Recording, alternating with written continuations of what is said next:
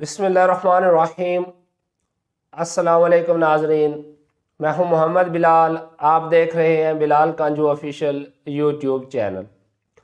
नाजरीन, अगर हम मकई की फसल में जड़ी बूटियों को बर वक्त कंट्रोल ना करें तो 40 से 50% तक पैदावारी नुकसान का बायस बन सकती है। मैं अमूमन मिसाल देता हूं कि अगर 4 महीनों की फसल है तो इसे तकरीबन 40 दिन तक, 5 महीनों की फसल है तो 50 दिन तक, 3 महीनों की फसल है तो 30 दिन तक जड़ी बूटियों से पाक होना चाहिए अगर आप अच्छी पैदावार ले सकते हैं। क्योंकि ये वो वाला पीरियड है जिसे हम कहते हैं क्रिटिकल वीड कंपटीशन, यानी इंतहाई नाजुक मराहल होते हैं जब फसल और जड़ी बूटियां दोनों आपस में इंतहाई जोरों पर मुकाबला कर रही होती हैं। और अगर जड़ी बूटियों को मौसर तरीके से कंट्रोल ना किया जाए तो फसल के पैदावारी पोटेंशियल पर बुरे असरात मुरतब होते हैं। अब बहारिया मकई की काश्त के हवाले से मैंने वीडियोस का सिलसिला शुरू किया हुआ है। तो इसमें जो हम केमिकल कंट्रोल है वो एक तो प्री इमरजेंस होता है और दूसरा होता है पोस्ट इमरजेंस। यानी फसल भी ना उगी हो, जड़ी बूटियां भी अभी ना उगी हो, उस वक्त जो हम स्प्रे करते हैं वो प्री इमरजेंस है। और जब फसल भी उगाती है, जड़ी बूटियां भी उगाती हैं, उस वक्त जो हम केमिकल जहरों का स्प्रे करते हैं, हर्बिसाइड्स का, तो वो क्या कहलाता है? पोस्ट इमरजेंस, बाद अज उगाओ। तो जो प्री इमरजेंस हर्बिसाइड्स हैं, अमूमन दो जहरें जो है ये ज़्यादा सिफारिश की जाती हैं। एक तो है एसमेटोलाक्लोर, आपने डुअल गोल्ड का नाम सुना होगा। ये अकेली सिंजेंटा के पास नहीं है, एसमेटोलाक्लोर के नाम से और भी बहुत सारी कंपनीज के पास जहर मौजूद है। एसमेटोलाक्लोर 960 EC, ये 800 मिलीलीटर 100 लीटर पानी की डोज है। उस 100 लीटर से आपके 10 कनाल होती हैं, 12 कनाल होती हैं, वो आप पे डिपेंड करता है, लेकिन आपने अच्छे तरीके से स्प्रे करनी है। अच्छा, उसके अलावा जो ज़्यादा प्रोफेशनल है, ज़्यादा सेफ है, वो है एट्राजीन प्लस एस्मेटोलाक्लोर प्राइमेक्स्ट्रा गोल्ड।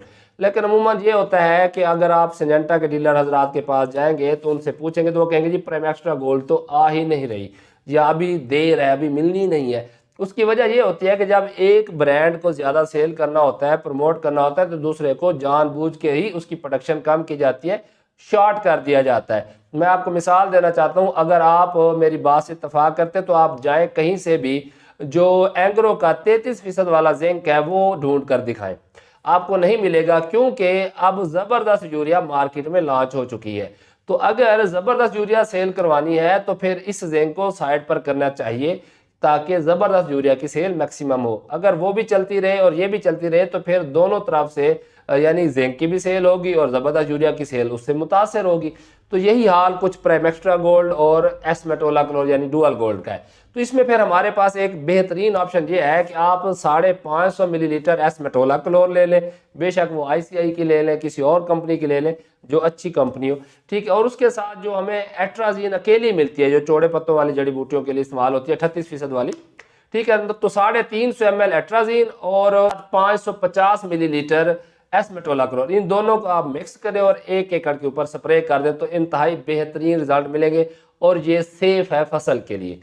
अच्छा, अब हमारे बहुत सारे दोस्त ये कहते हैं कि ये जो डुअल गोल्ड है या एस्मेटोलाक्लोर है, अक्सर कहा जाता है कि जी आप इसे जो है वो 3 बीघों के ऊपर स्प्रे कर लें। उसकी एक वजह ये होती है कि जो दरमियान में बेड बचा हुआ होता है उसका एरिया भी कम हो जाता है। और दूसरा ये है कि ये डोज होती है 100 लीटर पानी की, तो उस 100 लीटर पानी से अगर आपका 1 एकड़ ही होता है तो फिर तो 1 एकड़ पर होगी। अगर आप उसे 4 टैंकियाँ लगाते हैं 20 लीटर वाली 1 एकड़ के ऊपर, तो फिर 80 लीटर में आपका 1 एकड़ हो गया। ऊपर वाली जो एक टैंकी है उससे आपका अगला रकबा हो सकता है। तो इसीलिए आप इसे 100 लीटर पानी में एडजस्ट करें, उससे जितना रकबा हो जाए तो वो ज़्यादा बेहतर है। अच्छा, एक बात और भी आपने जहन में रखनी है कि जो होते हैं ना कच्चे वाट की ज़मीनें, यानी मैरा किस्म की, हल्की मैरा किस्म की, थोड़ी सी रेतली किस्म की, वहां पर इसकी डोज आपने कम कर देनी, यानी पहले से ही फिक्स कर लेनी है 600 मिलीलीटर फी एकड़ के हिसाब से। और जो हमारी भारी मैरा पक्के वाट की ज़मीन है वहां पर इसकी डोज आपने 800 मिलीलीटर फी एकड़ के हिसाब से ही इस्तेमाल करनी है, तभी आपको अच्छे रिजल्ट मिलते हैं। जबकि जो प्राइमेक्स्ट्रा गोल्ड है यानी एट्राजीन प्लस एस्मेटोलाक्लोर, इसकी डोज भी 800 मिलीलीटर फी एकड़ ही है। अब यहाँ पर एक सवाल है कि अमूमन कहा जाता है कि जी 24 घंटे के अंदर अंदर स्प्रे करें। तो अगर आपने 20 जनवरी को या 25 जनवरी को बहारिया मकई की काश्त की है, टेम्परेचर डाउन है, 15 दिन लग जाते हैं उगाव होने में, तो क्या यहाँ पर भी 24 घंटे लाजमी है? जी नहीं, बिल्कुल नहीं है। आप ज़्यादा से ज़्यादा कोशिश करें कि 48 घंटे से आगे ना ही जाए, क्योंकि टेम्परेचर डाउन होता है, उतना जल्दी ज़मीन पानी भी नहीं पीती और इतना जल्दी उगाव भी नहीं होता। तो इसलिए आप 48 घंटे तक, बाद दफ़ा इससे भी ज़्यादा चला जाता है, यानी 2 दिन तक आप कोशिश करें। अगर आपने आज मकई का चोपा लगाया है तो तकरीबन 12 घंटे 24 घंटे छोड़ दें, उसके बाद जाके आप स्प्रे करें।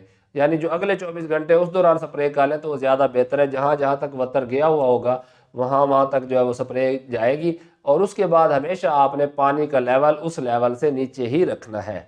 अगर हम बात करें पोस्ट इमरजेंसी वीड कंट्रोल की, तो इसमें ज़्यादातर जो इस्तेमाल होती है, अब तो मार्केट में कुछ नई जहरें भी आ गई हैं। अमूमन जो सस्ता भी है और ज़्यादा जो प्रैक्टिस है वो आपने गैंगवी का नाम सुना होगा, मुख्तलिफ कंपनी ने इसका नाम रखा हुआ है गैंगवी, ठीक है ना। जिसमें होता क्या है कि मीजोट्रायोन प्लस एट्राजीन। जब आपकी फसल तकरीबन 20 से 25 दिन की हो जाती है, तारवत्तर हालत में आपने इसका स्प्रे करना है 650 मिलीलीटर फी एकड़ के हिसाब से। और इससे ढीला कंट्रोल तो नहीं होता मगर उसकी ब्लीचिंग हो जाती है। तो अगर तो थोड़ा बहुत ढीला था, उसकी ब्लीचिंग हो गई, मकई बड़ी होगी, फिर तो इसे इग्नोर कर दे। अगर ढीला फिर भी मसला करे तो दूसरी प्रोडक्ट्स हैं ढीले की, मगर उससे फिर फसल को नुकसान पहुंचता है। मसलन ये आर्कस वगैरह, हेलोसल्फ्यूरान जिसे हम कहते हैं, तो उससे तना कमज़ोर रह जाता है, फसल गिर जाती है, पैदावार भी मुतासर होती है। तो फिर आप 15 से 20 दिन का आपने गैप देना है, उसके बाद एक दफ़ा फिर रिपीट कर देनी है यही गैंगवी यानी मीजोट्रायोन प्लस एट्राजीन। जिससे क्या होगा, वो जो डीले का कंपटीशन है वो ख़त्म हो जाएगा। वो ब्लीच हो जाता है ना, फोटोसिंथेसिस नहीं कर सकता, खुराक नहीं बना सकता, तो फसल इतने दिनों में जो है वो ज़्यादा आगे निकल जाती है। अच्छा, यहाँ पर मैं आपके साथ एक और भी बात शेयर करता जाऊँ कि हमारे बहुत से दोस्त ये करते हैं कि जब बिजाई करते हैं तो उस वक्त कोई जहर भी इस्तेमाल नहीं करते प्री इमर्जेंस। वो कहते हैं जी जड़ी बूटियाँ उग आएंगी और उसके बाद हम एक ही दफ़ा गैंगवी का स्प्रे करेंगे। तो ये 1-2 दफ़ा मेरे वाले साहब ने भी ऐसा तजर्बा किया, तो मैं आपको अपना तजर्बा शेयर कर रहा हूँ कि आपने ऐसा नहीं करना।